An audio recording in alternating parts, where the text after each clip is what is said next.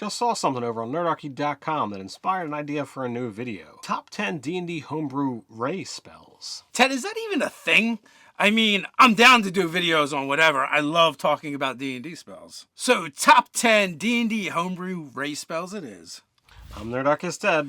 I'm Nerdarchy Steve. Welcome to Nerdarchy, for nerds, by nerds. Now let's take aim with our spell attack. Alright, so today's topic for the homebrew series that we've been doing, the top 10, is a little bit weird because, basically with our homebrew series, we look at the most viewed items, so the things that people seem the most interested in, and then we'll pick one or two of those items out and actually talk about them, but we like to go over the top 10 list. Normally it's a very specific thing, and it's very easy to look up. With this one, not so much. Yeah, this one was actually inspired over on the website, which was in turn inspired by a webcomic. So this was inspired by the webcomic Socks and Puppets with Summoning Ray. Yeah, so David Birch is the illustrator, and basically, he did all these manta rays, but each ray is a different 5e D&D spell effect. And if you go over to the website and check out the article, which we'll put a link down in the description for that, you can go over there and check out the actual webcomic itself. I've seen it floating around social media. It's pretty funny. So from that, Doug decided he would look at the top ray spells. Well, you can't actually just search by any of the filters. So, the filter that was used was evocation and then the word ray. So you'll see that some of these spells in our top 10 list aren't actually ray spells per se, although most of them actually are. Some of them have the word R-A-Y somewhere within the title. I'm going to pull up that list. So we've got Freezing Ray, Ray of Flame, Ray of Light, Venom Spray, Prayer of Mending, Prismatic Ray, Ray of Stars, Nixie's Rainbow Ray, and Beta Ray, which makes me think of Beta Ray Bill. One of my favorite Marvel superheroes. It's kind of a knockoff on Thor, but a little bit cooler than that. When I heard Beta Ray, that was initially my direction as well. I'm like, where's Bill? Yeah, for sure. Yeah. So, all right. So, in order for you to look at this list, which we were going to have, a link here, you're going to be able to go over to D&D Beyond and check this out. You might need to log in, but it's going to be in the homebrew section. So, the account's free, and you can check that stuff out. But if you're going to check it out on D&D Beyond, we should say something about that. D&D Beyond is the sponsor of this video and of Nerdarchy, which we greatly appreciate, and it is a great tool to use in your game. Go power up your games with D&D Beyond. Also, if you just want more information and more takes on the top 10 rays, you can do that by a factor of 3 over on the Nerdarchy website. As we mentioned as well, you can find a link in that article to David Birch's illustration and webcomic, and check that out. It's a lot of fun, and you should definitely check it out. But if you're looking for another way to support Nerdarchy, to make videos like this and those articles over on Nerdarchy.com, why not check us out over on Patreon and support us there? As a special thank you, every month you'll receive 5e content for both players and DMs alike. We make drop-in encounters, print and play magic items, we do spells, feats, sub-races, sub-classes, you name it, we're probably doing it over there. You can find a link down in the description or up in the card over here, but also if you follow that link, you'll find another thing, a free download so you can get a sample of what we're doing over there. All right, so when we do these things, we like to kind of grab something off the list and talk about it. And since we're talking about spells, Dave and I each picked something from that list that we thought was something fun to talk about.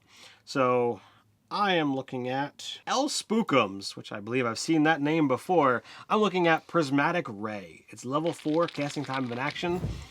Ranger area is 60 foot, 60-foot line. Components verbal somatic. Duration instantaneous. School evocation. Attack is arranged. Damage effect is fire, ... Because, as you know with all those prismatic spells, you have options. A ray of light flashes from your hand at a creature you can see within range. Each ray is a different color and has a different power and purpose. Roll a d8 to determine the type of ray that affects the targeted creature. Number 1, red, the target takes 10d6 fire damage. Orange, the target takes 10d6 acid damage. Yellow, the target takes 10d6 lightning damage. Green for 4, the target takes poison damage, 10d6. Blue, the target takes 10d6 cold damage. Indigo, on a hit, the target is restrained and must then make a Constitution saving throw at the end of each of its turns. If it successfully saves 3 times, the spell ends. If it fails to save 3 times, it is restrained for the next hour. The successes and failures don't need to be consecutive. Keep track of both until the target collects 3 of a kind. 7, Violet, on a hit, the target is blinded. It has to follow the same sequence as the last one. 3, it remains blinded for the hour. 3 successes, it's good. On an 8, Special, the target is struck by 2 rays. Roll twice more, re-rolling any 8s. It's kind of a cool spell, but I do see a little bit of maybe of an issue. And that's the ongoing effects. It's not technically a concentration spell, but most of the time when you have ongoing effects, It should be, yeah. I would even be as generous to say that sometimes the spell is concentration and sometimes it's not. And also, it should probably have a duration, but it doesn't. It's just like 3 saves until you make one or the other. So it could go on forever, or the hour, like if you finally fail the saves. So it should be concentration up to an hour, for those effects. And that should be noted within those options for, 6 and 7. But, that's going to be a weird case-by-case basis, which, I don't know. Oh, no, I like it. It's fun. It's a ray spell, like we mentioned. But also, this one doesn't require an attack roll. It's just a saving throw as well, which is a little odd for rays. Most rays, I believe, are an attack roll. Well, these ones have, for the first 5, they're attack rolls. The other ones that the targets have saves. So it's a very weird mechanic from that perspective. I almost wish that you just take the effects. Oh yeah, because I see what you're saying. With it's an attack roll for all. It's actually an attack roll for all of them, and then after you, I guess it's after you hit, then it's a save. Yeah. So and that particular format does not fit the typical 5e.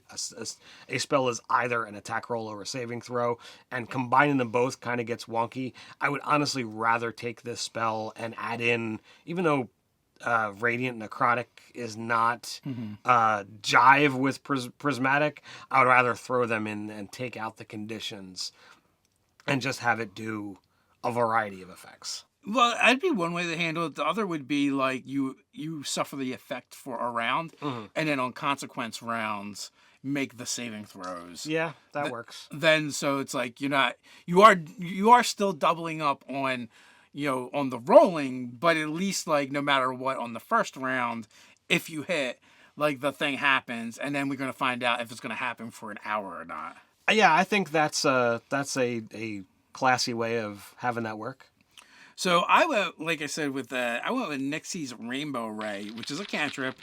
Casting times in action, has a range of 60 feet, verbal somatic components, instantaneous for duration. School is evocation, but they all are, so also a ranged attack, and damage effect is radiant.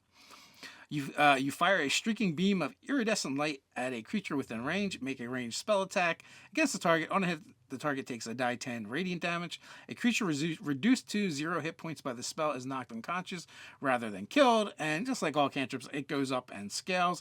That is by Loyal Kitsune. It is for wizards and sorcerers.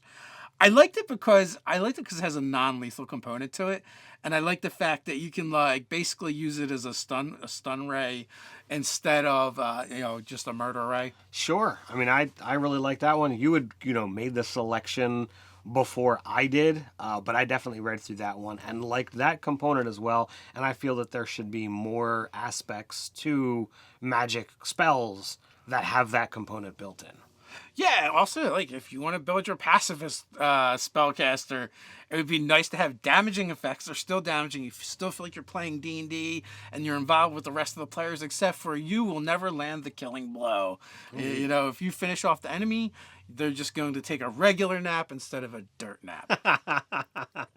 But hey, what do you folks think? Have you created a ray spell of your own and put it on D&D Homebrew? Share it with the Nerdarchy community. Would you allow either of these into your game? Let us know in the comments below. While you're down there, don't forget to do all those fun things that make the YouTube and Nerdarchy algorithm happy. Like, share, subscribe. Even make sure you click on that notification bell so you don't miss a single video. Quick reminder, Mondays, Wednesdays, and Fridays, we drop new videos over on the channel here. Come back, see what's new. But hey, you can't wait till then. No worries, we've got you covered. Come check out the top 10 D&D races on D&D Beyond Homebrew.